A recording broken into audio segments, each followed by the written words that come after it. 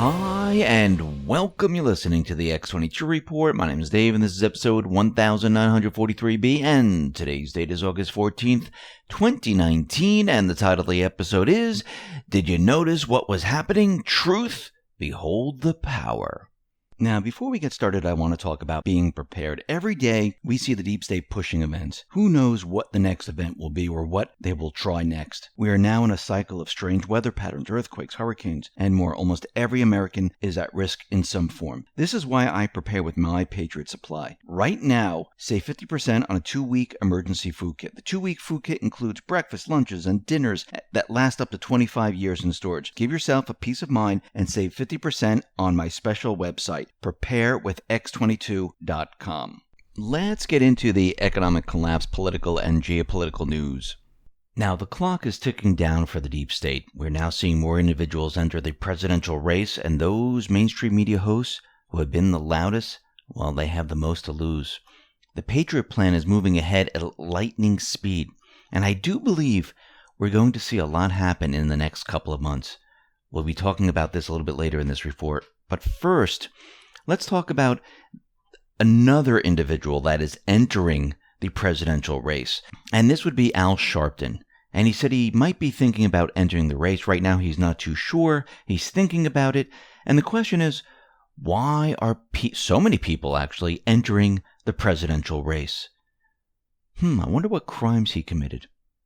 Why do I say this? Remember post-2219? And this is why we see so many people entering the presidential race. I mean, some of them have no hope whatsoever of even getting past the first round, but they continue. But post-2219 says the following: sexual misconduct is the public shelter to accept resignation. Watch those announcing 2020 presidential running. You cannot attack a political opponent. None are protected. None are safe. And Q is letting us know that these individuals that are entering the race, they think that they're protected because they're running for president. But this does not protect anyone. But in their minds, they do believe this. Now, Jerry Nadler, he is continually pushing impeachment, even though the Mueller report came out, said no Russian collusion, no obstruction. He doesn't have any evidence for impeachment. He has no evidence of anything. And he continually pushes and pushes and pushes. Now, a federal judge in Washington slapped down a legal gamut launched by House Democrats to propel their impeachment inquiry against Trump. And the judge called it superficial. Now, the D.C. District Court Chief Judge Beryl Howell wrote the following: at first blush, the House Judiciary Committee view that related case rule applies is understandable.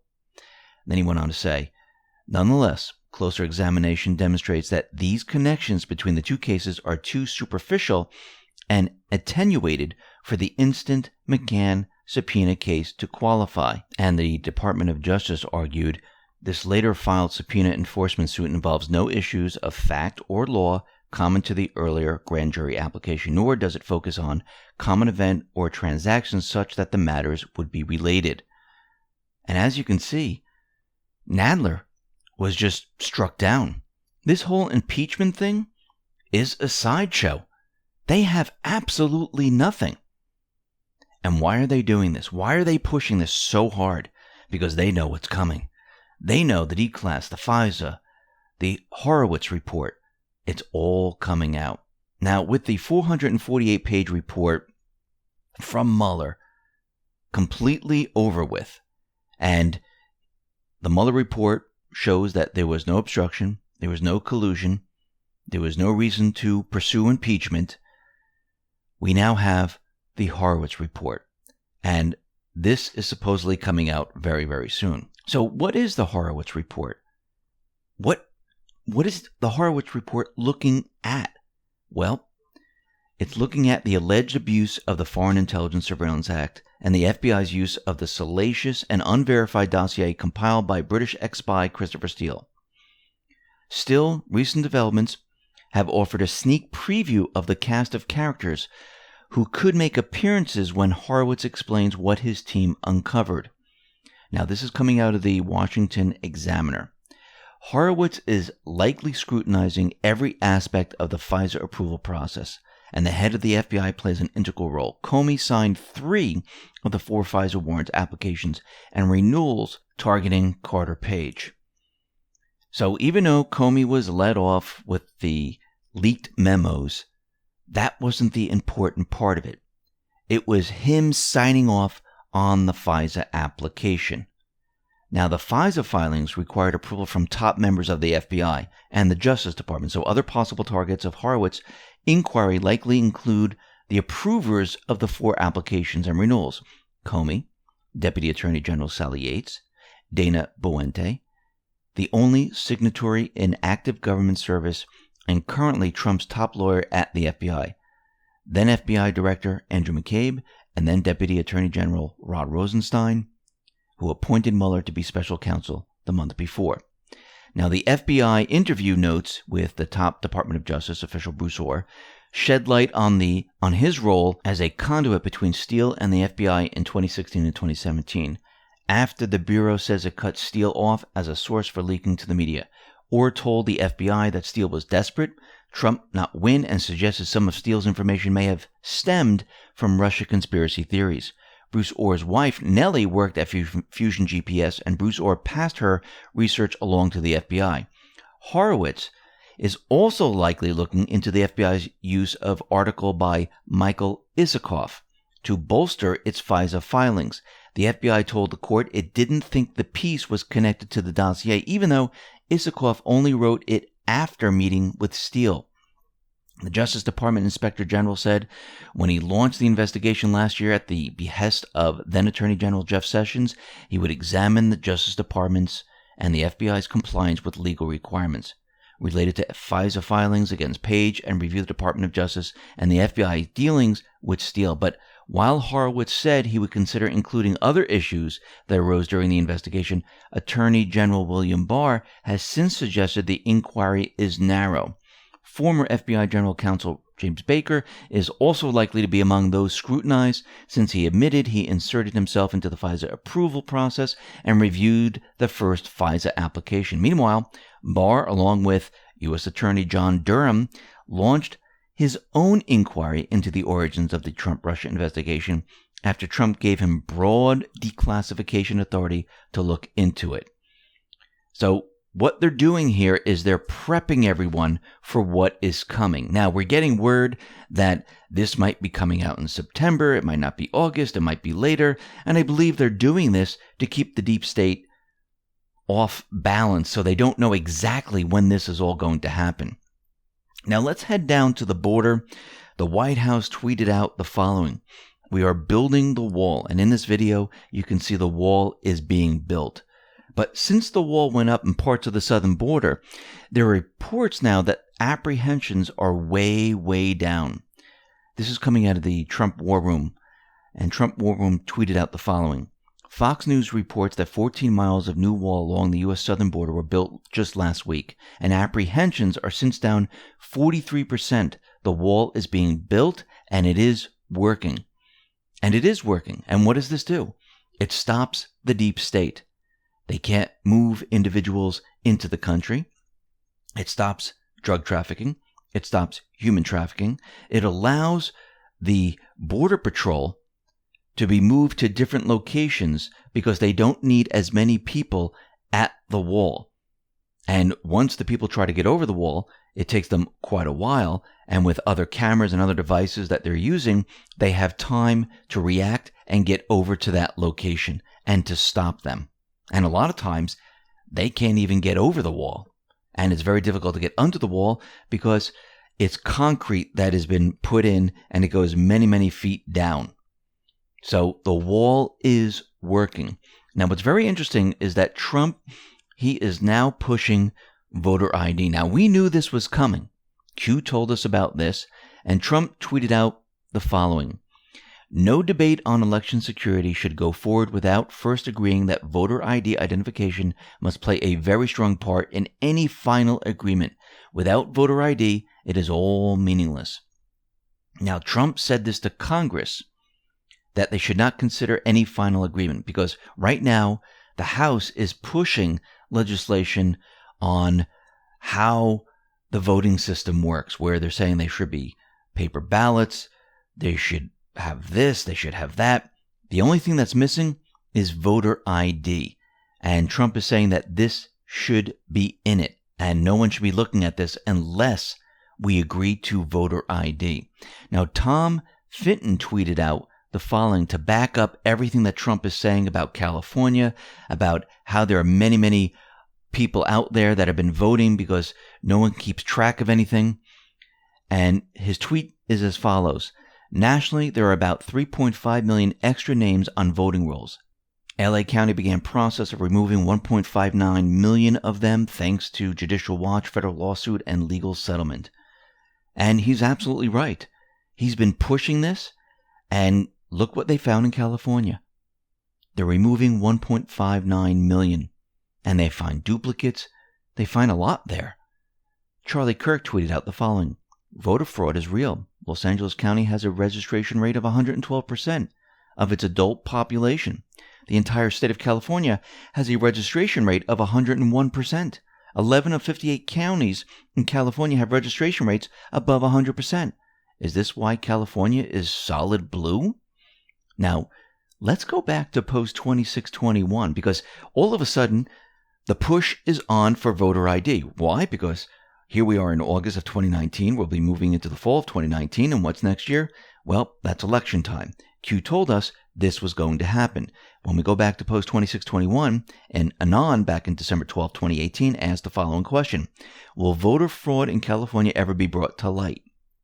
Q answered, yes, watch California was deliberate. And it was deliberate. And you can see it happening now. They're going to make the case, and voter ID is going to be pushed very, very hard in the next couple of months here. And as you can see, it has already started. Now, let's talk about gun control. Yes, the mainstream media is trying to make it seem like something is about to happen, that, yes, it's gaining speed on in Congress, and it looks like a lot of people are behind it. But we know that the mainstream media does this to push their agenda. We know that they do this to get everyone on board saying, yes, everybody wants gun control.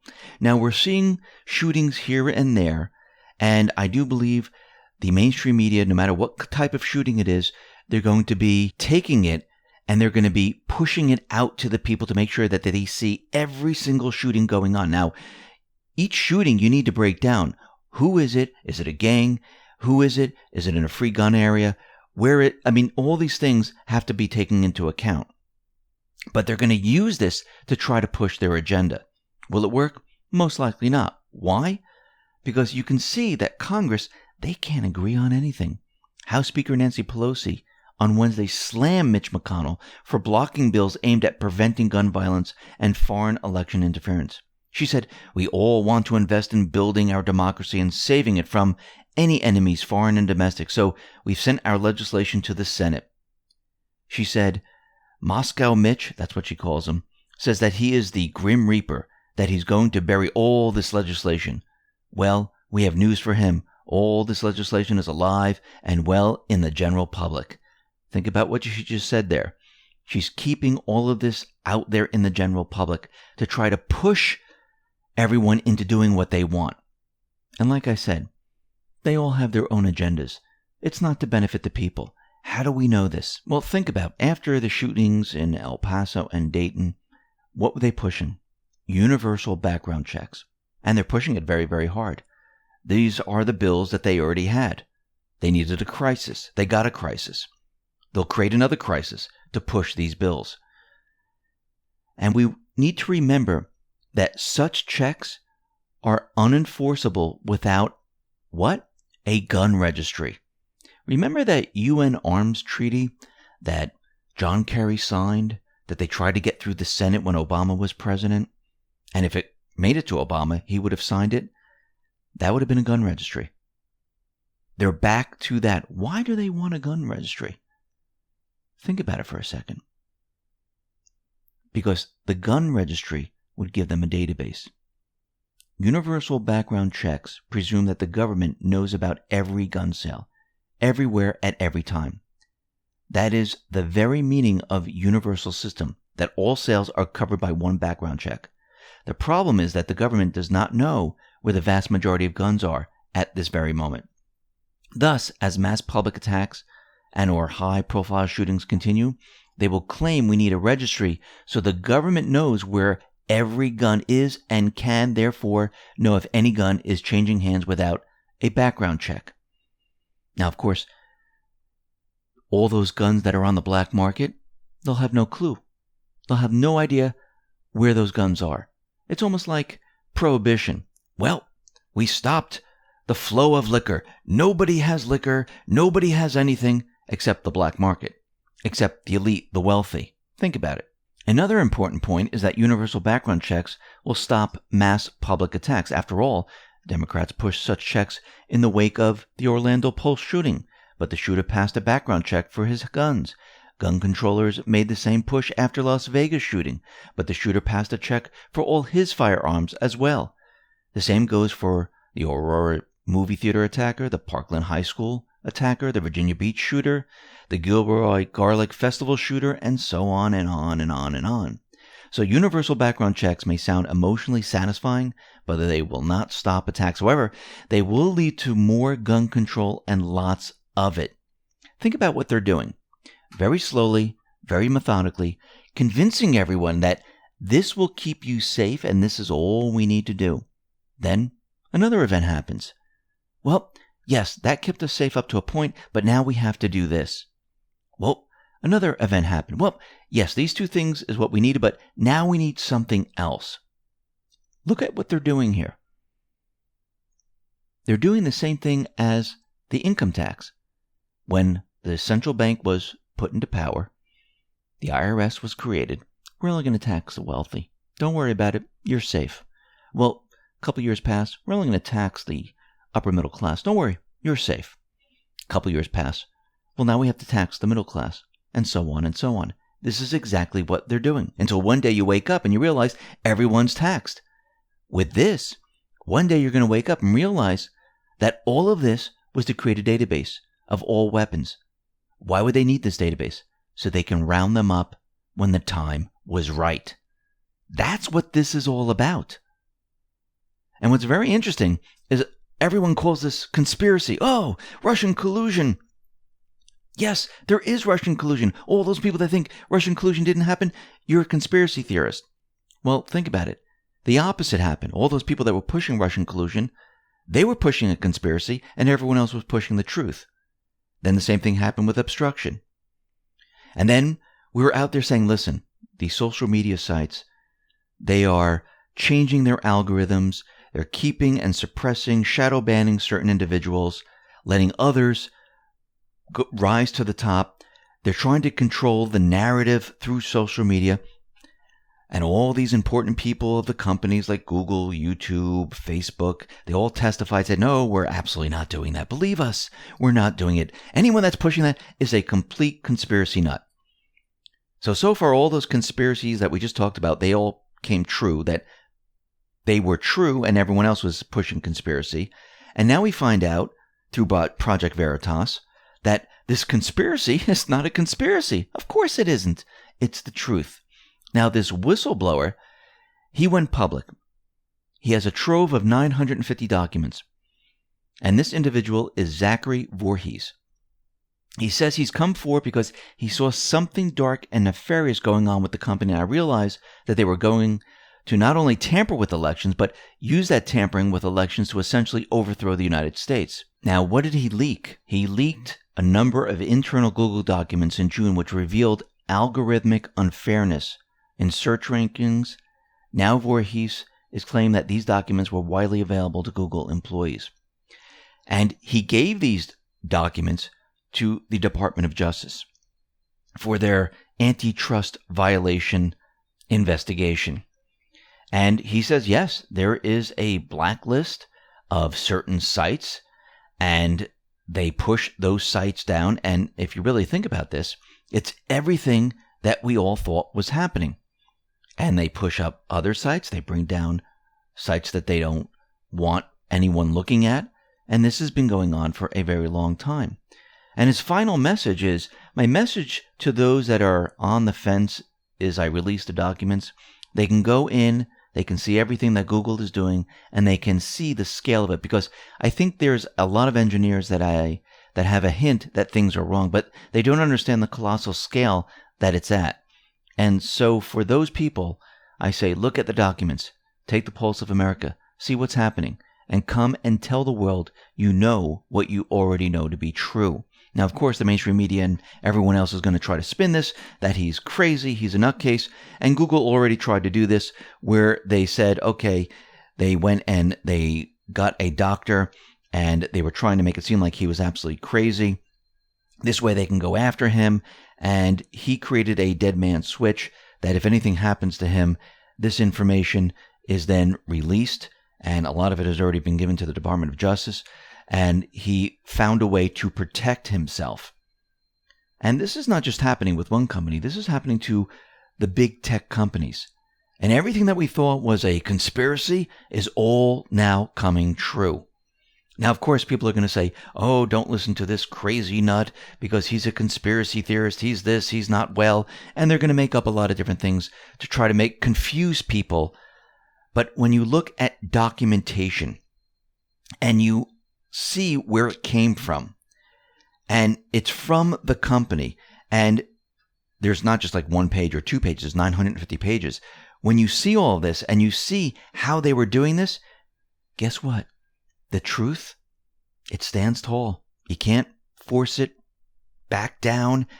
It's there.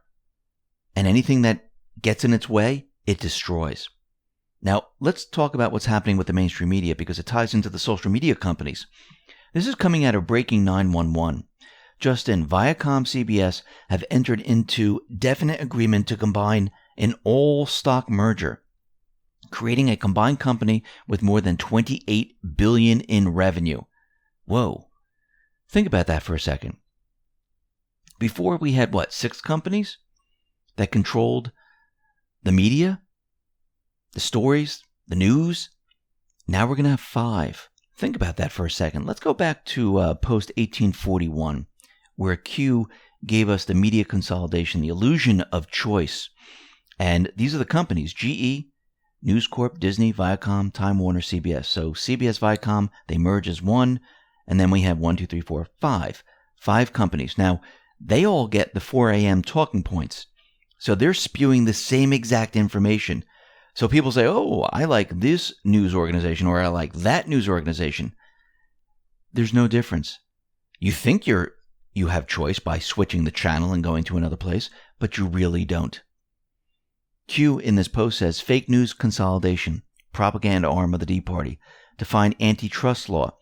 The Sherman Act outlaws every contract combination or conspiracy in restraint of trade, and any monopolization, attempted monopolization, or conspiracy or combination to monopolize. Then gave us a link to the FTC's competition guidance for antitrust laws.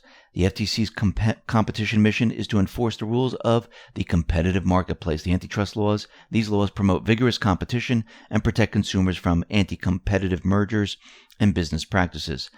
Q says reconcile, plus Google, plus Facebook, plus Twitter, change we can believe in. And what is the government doing now? They're following through, and they're investigating all of this. Now out in Canada, we mentioned this in the economic report about Justin Trudeau. This report that came out, this is from the Office of Conflicts of Interest and Ethics Commissioner, and it concludes that the Prime Minister did in fact inappropriately pressure former Attorney General Jody Wilson-Raybould and sought to influence her decision on whether she should overrule the Director of Public Prosecution's decision not to invite SNC-Lavalin to enter in negotiations toward a remediation agreement. So he actually did do this. Now, they were saying, no, this is not true. No, he didn't do anything. And this is showing that he was actually involved in this. And this is what it says. For these reasons, I found that Mr. Trudeau used his position of authority over Miss Wilson-Raybould to seek to influence both directly and indirectly her decision on whether she should overrule the Director of Public Prosecution's decision not to invite SNC Lavalin to enter into negotiations towards a remediation agreement. So right there and then, it looks like Trudeau is in a little bit of trouble. And we'll have to see how this all plays out. We know the elections are coming up in October, and this might be a problem for him. And like we've seen in the UK, Australia, Italy, we might be seeing a change in Canada. Now, Rusty Shackelford, he is the one who takes these incredible drone videos of Epstein's Island, and he's at it again, and he's taken some more footage here, which shows like boxes and files on the docks, and it looks like the FBI and other departments are there, and they're gathering all this information.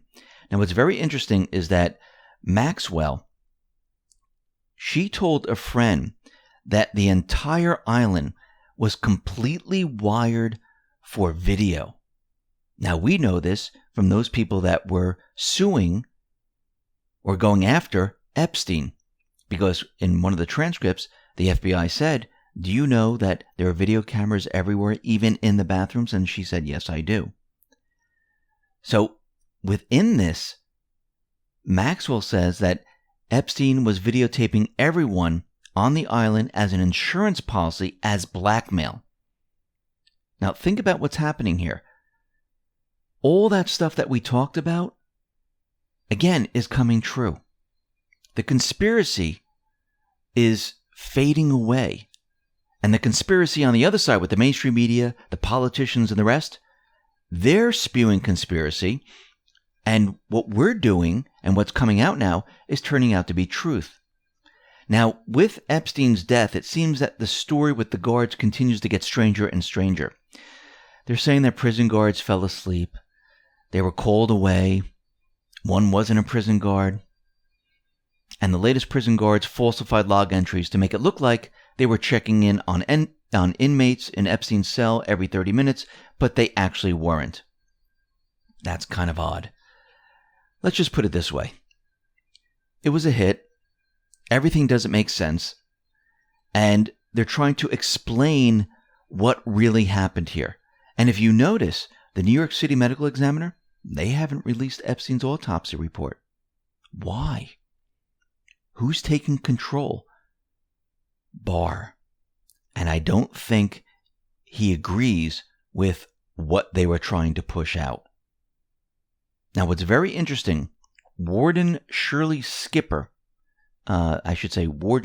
Scott, she was relieved of command. She didn't do a great job. She was a graduate of Alabama State, was a warden of the Metro Correctional Center in New York City. But what's very interesting about this is that Shirley Skipper Scott sued Eric Holder in 2013.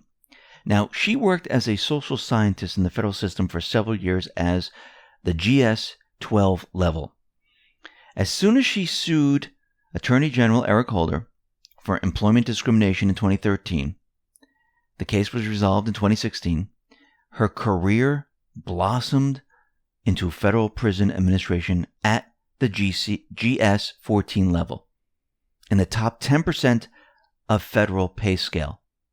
You think they pushed her into there to keep her quiet and to keep her happy, and maybe said, "Listen, since we got you this great position, if we need a favor once in a while, you'll just do it for us"? Most likely, yes. Now, it seems that Maxwell, they have caught up to her, and she's been hiding out at a secluded $3 million oceanfront property in Manchester by the Sea, Massachusetts, and the property is owned by her tech CEO boyfriend, Scott Borgerson, who is 43. And she hasn't been seen publicly in 3 years and hasn't left the home, amid new focus on Epstein's alleged co-conspirators following his apparent suicide on Saturday, which, as you can see, she might have talked to the authorities, while other people might have been talking to the authorities, and she is laying low. Now, what's very interesting about all of this, as more and more information comes out, everything is getting stranger and stranger.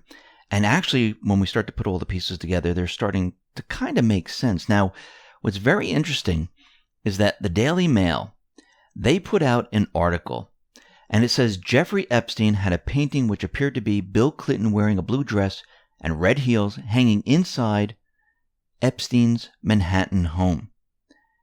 Now, there was a source who saw it during a business meeting, took a snapshot of it, and it's Bill Clinton. He has a dress on, red heels, and it looks like he's sitting in a chair with the presidential seal, and he's pointing. And it's a very provocative sexual picture. And they're saying, yes, it's absolutely Bill Clinton. Now, when you start to put all this together, everything starts to make sense, because everyone said, no one goes down to Epstein Island. There are no sex cults. No one is having sex with underage children. No, Pizzagate is false. Well, as we continually move forward with all this information, we're starting to realize that a lot of this is actually really true. And do you see what's happening here? This truth movement, everything that you're watching now, and as they keep dripping out more information, the deep state, the elite, they're having trouble explaining all of this. Because when the facts are out there, when the truth is out there, it gets harder and harder to explain. Yes, they can spin it to a point. Yes, they can say, oh no, that's not really him. Oh no, that's not really a video of me. But there will come a point where there will be hard evidence where they won't even be able to argue it anymore. Now, of course, this is exactly what Trump and the Patriots are doing. They're trapping them in a corner. They have Epstein on one side. They're letting all that truth flow out. Let them destroy themselves. I mean, has everyone seen the story with Don Lemon, where he put his hand down his pants, then took his fingers and shoved it in someone's mustache? That individual is pressing charges and suing, and he was the one that he was calling Trump a racist, and he's always off his rocker anyhow when he's speaking. But all these people, when the truth comes out, when the facts come out, and they're exposed, they go ahead and expose themselves further. This is why Q continually says, why interfere with an enemy while they're destroying themselves? Because as the truth continually comes out, drip, drip, drip, these people go into panic mode and they start exposing themselves. They start saying stupid things. And this will continue. Do you see what's happening now? They're trapping all of them. Listen, everyone, thanks a lot for listening. Be well, be safe, and especially be prepared. Thanks a lot.